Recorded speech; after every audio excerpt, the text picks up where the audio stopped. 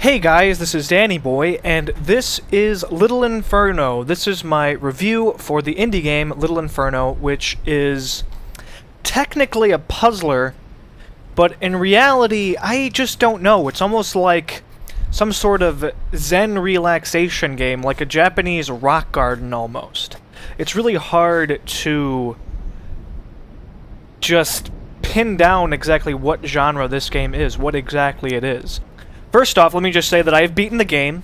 I've actually unlocked all of the combos in the game. There are 99 combos, and I have played almost 8 hours or so. So that's basically my experience with the game.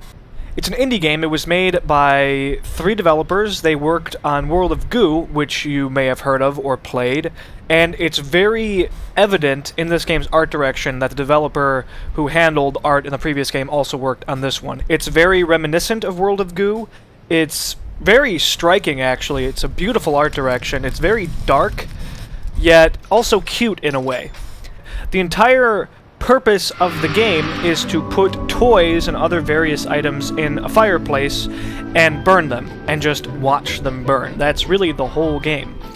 You put stuff in the fireplace and you burn it, and you try to unlock combos, burning certain items at the same time to get combos. Once you get combos, you can unlock additional catalogs that allow you to burn new stuff, and then so on until you've basically beaten the game. The combos are why I would qualify this game as a puzzler. You're not just given the combos, you're given an ambiguous hint, and from that you need to figure out the combos yourself. So, and as I said, you need these combos to unlock new catalogs. Every catalog takes a set amount of combos to unlock. So that's your progression.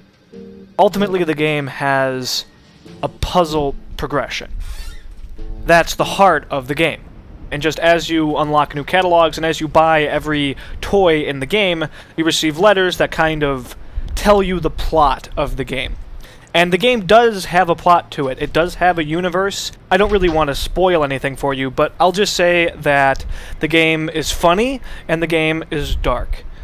So other than that, I would say that the art direction is superb. It really gets the job done. It's simplistic yet really appealing to the eye, and it's just very endearing. It's kind of hard to describe. I personally like it a lot, and I really feel like the art director did a great job of just giving the game a very unique and easily identifiable art direction without requiring the game to have extremely high video card requirements. Did an extremely great job in that respect. Oh, and before I forget, when talking about graphics for a game titled Little Inferno, well, of course you have to talk about fire. As you can see, the fire in this game looks absolutely amazing. It's very well textured and rendered, and just the physics are great. Everything about the fire in Little Inferno is perfect. The sound is also superb. It really fits the game well. It also really reminds you of World of Goo. It just reminds you of the IP. I would almost say that this is starting to have really an IP to these two games together, because they almost seem like they could be part of the same overarching universe, which is an achievement. That said, the game does have some shortcomings. Speaking of sound and graphics, one issue I did have with the game is actually finding a way to change the options of it. As far as I know, there was no options menu to be found whatsoever. It just opens, turn it on, you go through the little intro reel, and then you just start playing the game. There's really no way to tweak it that I know of, barring maybe screwing around with its INI file, but the vast majority of people won't do that or think to do that, so that's not really that helpful. So you can't change the graphics settings, not that they're particularly demanding or that I really would feel like anybody would want to, but more importantly, you can't change the sound. And for me, that was rather annoying. I was trying to Skype with people while playing it, and I couldn't lower the actual game, and Skype was already maxed out. So that was problematic. Really, there should have been some way in-game to lower the volume. That's definitely a knock against the game. They should have put that in. I don't know why they didn't. So that's unfortunate. Barring that, I really didn't see any problems with the game. I didn't have any problems. There was no crashing. There were no bugs. It played flawlessly.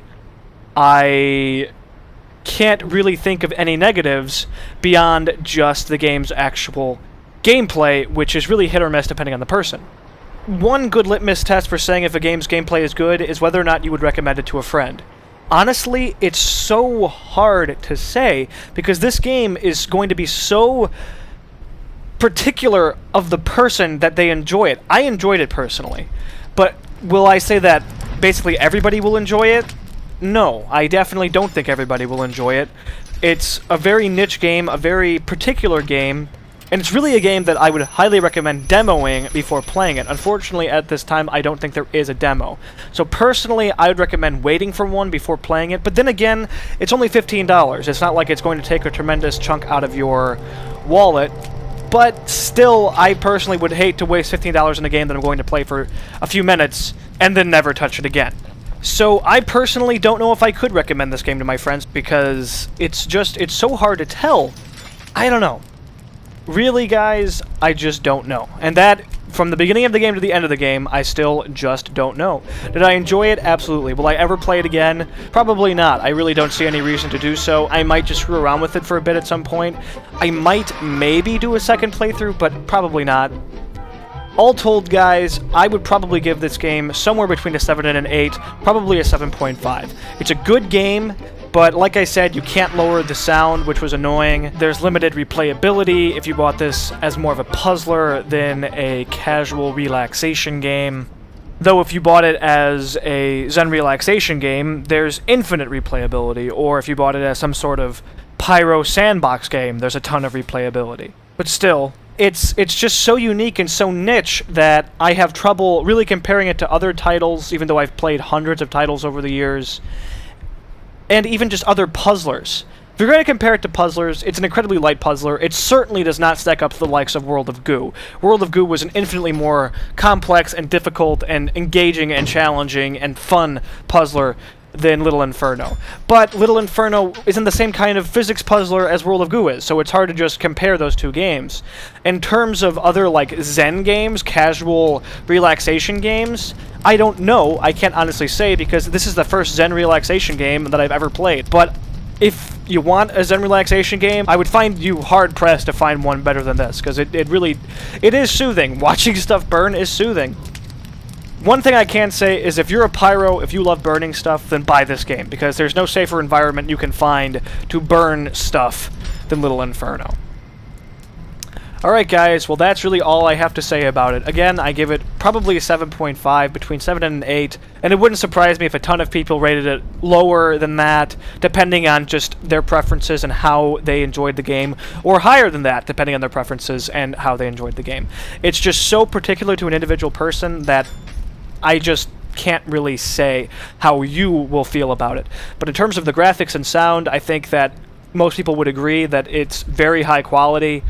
In terms of the atmosphere and the IP and the story, I would say, again, high quality, really atmospheric. For $15, it's hard to go wrong, and for a game made by 3 people, it's honestly a huge achievement and pretty remarkable, pretty amazing what they were able to accomplish. But the gameplay is, again, so just hit or miss depending on the person. I would say it all boils down. And also, I mean, it was 8 hours of gameplay.